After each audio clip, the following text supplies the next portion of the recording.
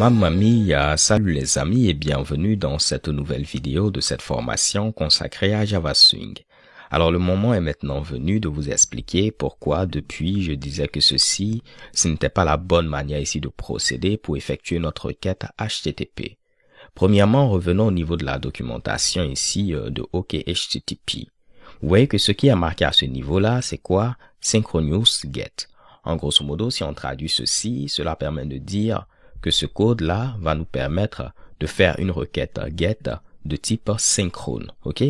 Lorsqu'on dit une requête get de type synchrone, qu'est-ce que cela signifie? Tentons ici de l'expliquer. Ce que je vais faire, c'est mettre un petit système.out.println et je vais mettre ici avant la requête. Donc, ceci sera affiché avant la requête puisqu'on fait ceci avant notre requête, ok? Et je vais tenter de copier ceci et mettre à ce niveau-là après la requête. Et checker bon. Donc, il va afficher avant la requête. On pourra ensuite effectuer notre requête et après, on va afficher après la requête. On va lancer l'exécution de ce code. Tout s'est bien passé. Et vous voyez checker bon avant la requête et après la requête. OK? Donc, on a avant la requête, on fait notre requête, on obtient ici notre réponse sous forme de chaîne de caractères et on affiche ici après la requête. Donc, c'est pourquoi on dit que cette requête get, elle est synchrone parce que tout va se passer ici de manière synchrone. Tout va se passer ici dans l'ordre. On fait ceci, après on fait ceci, après on fait ce Mitsubishi là. Si on faisait une requête de type get, mais de manière asynchrone, cela va vous donner un résultat différent. Ce qui va se passer, c'est qu'il va afficher avant la requête. Il va tenter de faire la requête, mais il va continuer ici l'exécution du code. Et lorsque la réponse aura été obtenue, en faisant ici cette requête-là, il va maintenant ici faire ce qu'il est censé faire une fois qu'il a obtenu la réponse. Donc, on aura maintenant quelque chose d'asynchrone. Juste pour être sûr que vous avez bien compris, dans le cas ici d'une requête get de type asynchrone, il va mettre avant la requête, il va effectuer la requête en background, pendant ce temps, il va continuer ici l'exécution et après, une fois qu'il a la réponse, il pourra l'afficher. Donc, en réalité, si on avait fait une requête de type get, de type asynchrone, on aurait eu comme résultat avant la requête, ensuite après la requête, et dès qu'on obtient ici la réponse à HTTP, on va afficher la réponse tout juste après. Si vous avez compris ceci, vous allez déjà commencer à comprendre pourquoi ce n'est pas la bonne manière de le faire. En réalité, si notre requête prend beaucoup de temps ici à s'exécuter, tout le code qui vient après ne sera pas exécuté. Donc, on sera bloqué en quelque sorte à ce niveau-là tant qu'on n'a pas eu de réponse à notre requête HTTP. Et ceci n'est pas intéressant. Et l'autre problème qu'on a, c'est quoi? C'est qu'à ce niveau, on se trouve au niveau du event thread. Donc, pour ceux qui ont oublié cette histoire de event thread, main thread, je vous invite ici à regarder la vidéo de nouveau où on parlait des threads, ok? Donc, vous allez la trouver au niveau des liens attachés à cette vidéo-là. Mais juste ici pour rappel, lorsque je viens à ce niveau-là, par défaut, je vais me trouver au niveau de ce qu'on appelle le main thread. J'ai la possibilité d'afficher le thread courant en mettant ici system.out.println. Et pour afficher le nom du thread courant, je peux mettre ici thread.currentthread.getName. Et vous allez voir que par défaut, je me trouve au niveau du main thread. Donc là, c'est name comme ceci. Je vais lancer l'exécution de ce code et vous allez voir, il va afficher main parce que par défaut, on se trouve au niveau du main thread. Maintenant, je vous avais dit que si vous mettez votre code au niveau ici de eventqueue.invokeLater ou bien swingutilities.invokeLater, ceci sera exécuté maintenant au niveau du event thread. Donc, juste pour vous le prouver, vu que tout ceci est exécuté au niveau ici de notre méthode run qui se trouve au niveau de invokeLater, tout ceci va se passer au niveau du event thread. OK? Donc, si je tente à ce niveau-là de venir afficher le thread courant, vous allez voir qu'il va afficher cette fois-ci event thread. Donc, AWT thread. Ce ne sont que des synonymes. Donc, je lance l'exécution, pas de problème. Vous voyez, premièrement, il met ici main parce que on est au niveau du main thread. Mais à cause de ce Mitsubishi là maintenant, on se trouve au niveau du event thread, donc du thread AWT. Donc, c'est pourquoi je disais, étant donné que on crée notre instance de mainframe au niveau ici du event thread, cela veut dire que tout ce code-là qui est présent ici pour l'instant est exécuté au niveau du event thread. Donc, on va le prouver. Je vais ici stopper ceci et vous allez voir normalement event thread sera affiché au niveau de la console. On vient ici et vous voyez event thread ici des threads. Je vous avais dit que pour des actions qui pouvaient prendre du temps il ne fallait pas ici les exécuter au niveau du event thread. Donc là, par exemple, on fait une requête HTTP et ceci peut prendre du temps en fonction de la connexion réseau, en fonction de plusieurs paramètres. Et vu que c'est quelque chose qui peut prendre du temps, vous n'êtes pas censé à ce niveau-là l'exécuter au niveau du event thread. C'est pourquoi c'était la mauvaise manière de le faire parce que pour l'instant, on exécute ici notre requête au niveau ici du event thread. Le event thread, on a dit qu'on devait ici l'utiliser lorsqu'on souhaitait interagir avec nos différents éléments. Donc, si je voulais ici modifier l'emplacement d'un bouton, modifier son contenu, modifier le contenu ici d'un JLabel, ainsi de suite, vu que j'interagissais avec mes composants, je devais ici le faire au niveau du event thread. Donc, on va tenter de récapituler. Lorsque je vais interagir avec mes différents composants, je dois le faire au niveau du event thread et pas au niveau ici du main thread, ok? Donc, si je veux faire quelque chose lorsqu'on clique sur un bouton, lorsqu'on scrolle, ainsi de suite, je dois le faire au niveau du event thread et non au niveau du main thread. Et autre chose, si nous avons des tâches qui peuvent prendre du temps à s'exécuter, il ne faudrait pas également le faire au niveau du event thread. Parce que si vous le faites au niveau du event thread, votre interface sera bloquée et l'utilisateur ne pourra pas interagir avec vos différents composants. Donc si on a des tâches qui peuvent prendre du temps, comme c'est le cas ici des requêtes HTTP, il faudrait dans ce cas-là ne pas le faire au niveau du event thread, mais le faire au niveau d'un thread séparé qu'on va appeler ici le background thread. Donc on va le faire en background et quand on aura ici la réponse, on pourra faire quelque chose avec cette réponse. Et je vous avais montré un peu qu'on pouvait utiliser un utilitaire qui a pour nom swing worker afin de pouvoir faire ces tâches-là qui prennent du temps au niveau d'un thread séparé. Et clairement, c'est ce qu'on va faire à ce niveau-là, histoire d'écrire maintenant un code potable. Donc là, on est parti. Ce que je vais faire, c'est quoi? Je vais écrire petit à petit ce Mitsubishi et vous l'expliquer. Je sais qu'au départ, si vous voyez ceci pour la première fois, cela peut sembler compliqué. Mais vous verrez, lorsqu'on va tenter de l'expliquer petit à petit, qu'il n'y a vraiment rien de bien compliqué. Donc pour utiliser ici notre fameux swing worker, on va créer une nouvelle instance de swing worker. Donc je mets ici new swing worker. Et normalement, c'est ce Mitsubishi là. OK? Avant ici de créer ceci, on peut lire un peu la documentation qui est présente à ce niveau-là. On nous dit que c'est une classe abstraite. Donc lorsqu'on parle de classe abstraite, rappelez-vous, c'est une classe qu'on ne peut pas instancier. Vous pouvez vous dire, mais on aurait étudié que c'est une classe qu'on ne peut pas instancier, et ici tu essaies de l'instancier. Ne vous inquiétez pas, lorsque je vais terminer d'écrire ce que je voulais écrire, vous allez voir qu'en réalité, je ne crée pas directement d'instance de cette classe, ok? On va en réalité avoir une classe anonyme. Donc là, on nous dit que c'est une classe abstraite qui va nous permettre de pouvoir exécuter ici des tâches qui peuvent prendre du temps au niveau ici d'un background thread. Ce que vous devez retenir de tout ceci pour l'instant, c'est que cet utilitaire va nous permettre à ce niveau-là d'exécuter des tâches qui peuvent prendre du temps et qu'on ne doit pas ici exécuter directement au niveau de notre event thread. On nous dit que lorsqu'on écrit ici une application multithread avec ici swing, rappelez-vous, Java est un langage multithread, donc on peut avoir plusieurs choses qui vont être exécutées ici en parallèle, tout en gardant ici l'optimisation de l'utilisation des différentes ressources. Donc si on veut faire ceci avec swing, il y a deux contraintes qu'on devrait ici garder à l'esprit. Donc les tâches qui prennent du temps ne doivent pas être exécutées au niveau du event dispatch thread. Donc c'est ce qu'on a appelé jusque-là le event thread ou le thread AWT. Donc normalement rien de bien nouveau pour vous parce que c'est ce que j'ai tenté de répéter depuis ici le début. Dans le cas contraire, l'application va devenir ici non responsive. En grosso modo, tout sera bloqué et on ne pourra pas interagir avec notre application. Donc je ne vais pas m'arrêter de le dire, n'exécutez pas des tâches qui prennent du temps au niveau du event thread les gars, sinon vous aurez ici de petits soucis. Autre chose, comme deuxième contrainte, on nous dit que les composants swing doivent être accédés au niveau du event thread seulement, ok?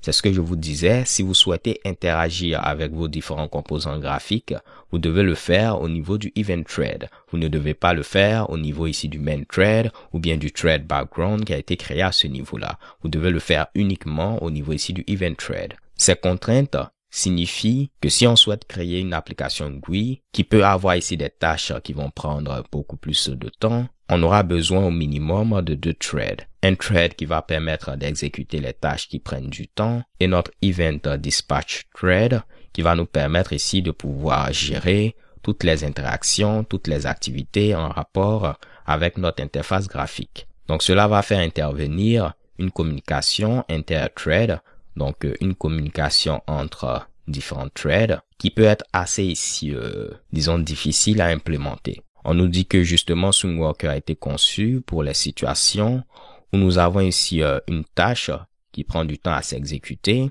qu'on va exécuter en background, et on pourra ici fournir des updates au niveau de l'interface graphique lorsque cette tâche a fini d'être exécutée, ou bien pendant qu'on est en train ici de faire le processing de cette tâche. Donc, vous pouvez imaginer que pendant que vous êtes en train de télécharger, par exemple, un fichier, vous souhaitez au fur et à mesure indiquer à l'utilisateur à combien de pourcentage on se trouve, ok? Donc, c'est pourquoi à ce niveau-là, on vous dit que vous pourrez faire des choses lorsque c'est terminé, donc lorsque le téléchargement est terminé, mais également pendant que le téléchargement est en train d'être fait, vous pourrez ici interagir aussi avec votre interface graphique. Et SwingWorker va vous faciliter un peu tout ce michi-bichi-là. On nous dit que les sous-classes de SwingWorker doivent implémenter la méthode doInBackground qui permet de dire on va faire tout ce qu'il y a au niveau de cette méthode en background afin de pouvoir faire le travail qui doit être fait en background. Là, j'avoue que je me répète à ce niveau-là. Mais vous voyez qu'on nous dit les sous-classes de SwingWorker parce que SwingWorker est une classe abstraite. Donc, on sait que on ne pourra pas ici l'instancier. Il faudra donc créer ici une classe qui va hériter de SwingWorker et qui va donc devoir implémenter cette méthode afin de pouvoir à ce niveau-là mettre le code qu'il faudra exécuter en background. Donc là, il y a beaucoup plus d'informations que vous pourrez ici trouver ici. Mais avec ce que je viens d'expliquer, je crois que ceci fera l'affaire. Donc, je vais écrire rapidement ceci et vous l'expliquer dans quelques instants. Je mets ici new SwingWorker. Je vais rajouter ici string. Et pourquoi pas ici, on va mettre void. OK? Ne vous inquiétez pas, les gars, comme je l'ai dit, je vais l'expliquer dans quelques instants. Là, on a un petit warning. C'est parce qu'on doit implémenter la méthode doInBackground. Et normalement, on se retrouve avec quelque chose qui ressemble à ceci. Donc, comme je vous l'avais dit, on ne doit pas ici en réalité créer une instance de SwingWorker. Mais ce qu'on fait simplement, on crée ici une classe anonyme. Donc, en mettant ici cette syntaxe, il va nous créer en réalité une classe qui hérite de SwingWorker. Et au niveau de cette classe, on va maintenant ici redéfinir la méthode doInBackground. OK? Donc, on avait déjà parlé de la notion ici de classe anonyme. Donc, je ne vais pas revenir sur cette notion-là. Si je viens ici, c'est ce même michi-bichi qu'on avait utilisé. Je vous avais dit qu'au niveau des classes anonymes, ce qui est présent ici peut être une interface, comme c'est le cas ici de Runnable, mais également ce qui est présent à ce niveau-là peut être une classe abstraite, et Java est assez intelligent pour savoir, étant donné que c'est une classe abstraite, on ne peut pas ici l'instancier, donc il devra créer une classe qui va hériter de ce michi-bichi-là, afin qu'on n'ait pas ici de problème. Donc au niveau ici de doInBackground, vous allez mettre ce qui doit être exécuté en background.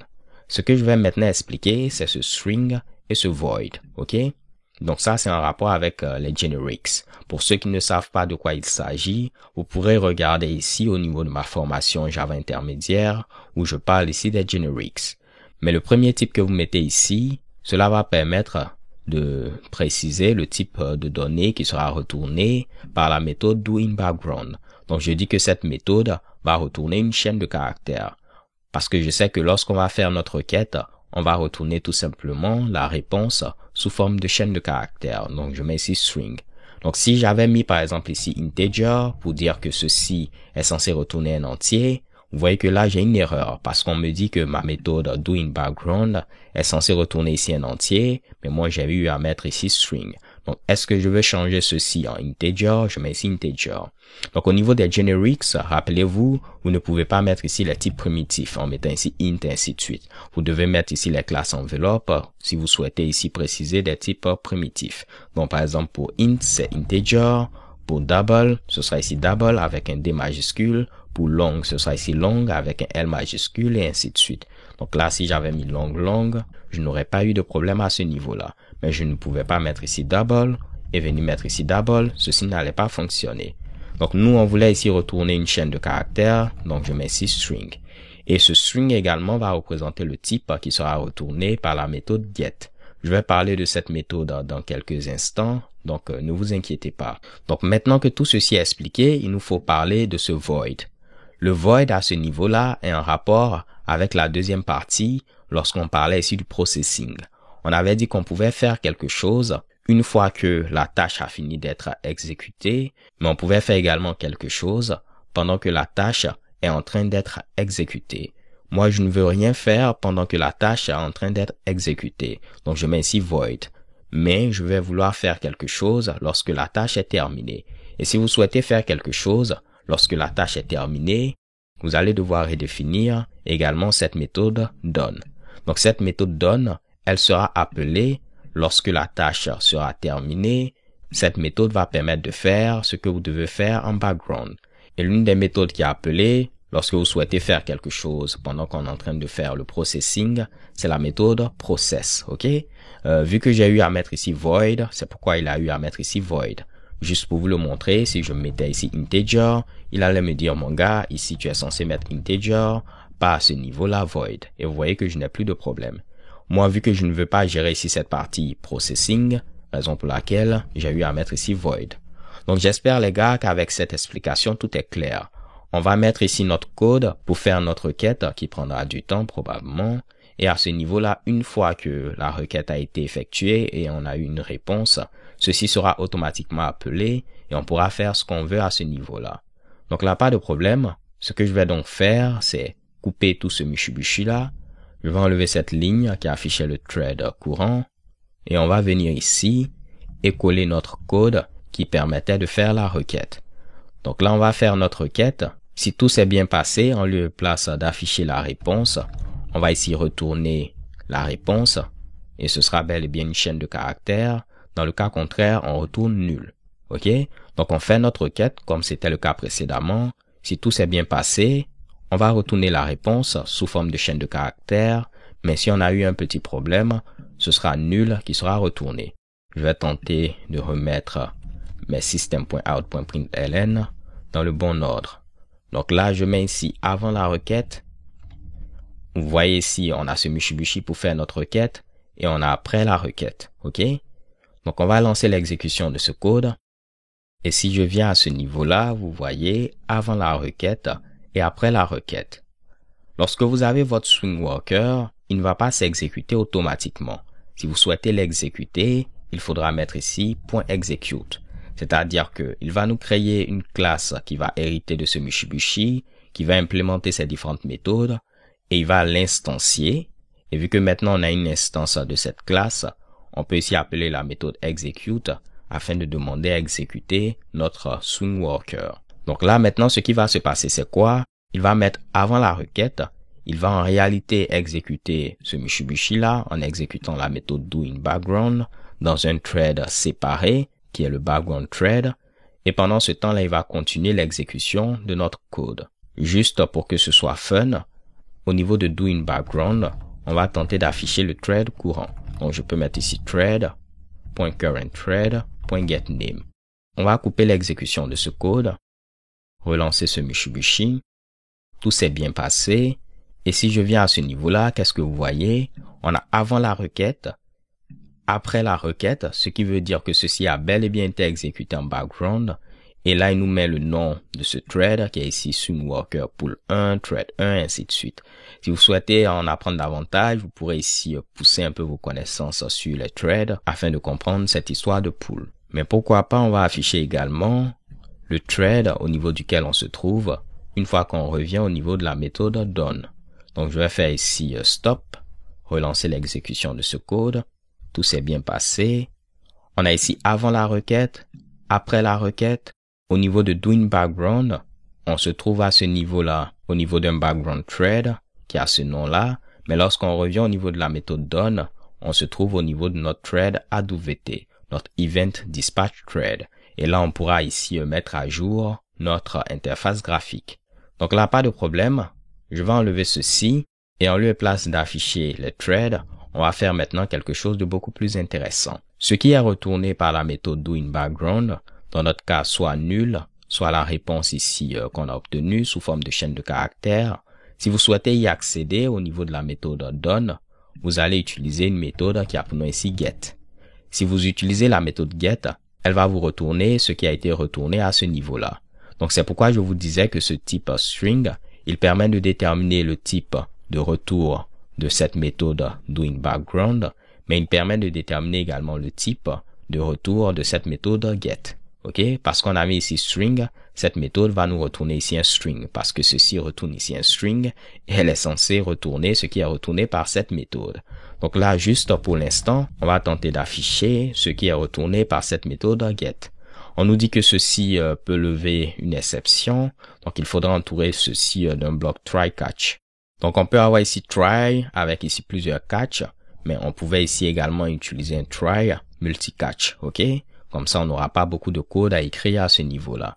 Donc, je prends ce premier Mitsubishi et il pourra dire si on a cette exception ou cette exception. Dans ce cas, on va simplement ici afficher notre erreur. Donc, je vais copier ce même Mitsubishi-là et le mettre à ce niveau. Donc, j'espère que tout est clair. Ceci va contenir, dans notre cas, vu qu'on n'aura pas de problème, la réponse sous forme de chaîne de caractères et on pourra l'afficher sans problème. Je vais donc stopper l'exécution de ce code, relancer l'exécution. On n'a pas de problème. Et qu'est-ce que vous voyez? Avant la requête, après la requête et notre réponse. Donc, ce qui se passe, c'est quoi? On affiche avant la requête. Il exécute ceci en background. Pendant ce temps, il va ici exécuter le code d'après. Et une fois qu'on obtient ici notre réponse, il va exécuter cette méthode done. Et ici, pas de problème, on demandait à afficher ce qui est retourné par cette méthode à ce niveau-là.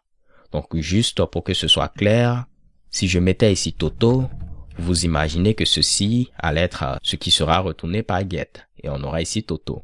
Donc, juste pour que ce soit clair, les gars, je lance l'exécution. Vous allez voir, cette fois-ci, c'est Toto qui est affiché.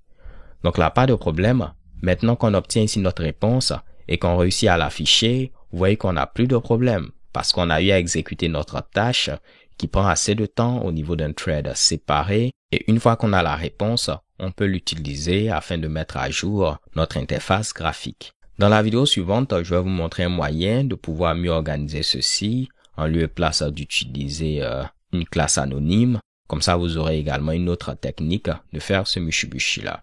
D'ici là, portez-vous bien, stay tuned and take care. Peace.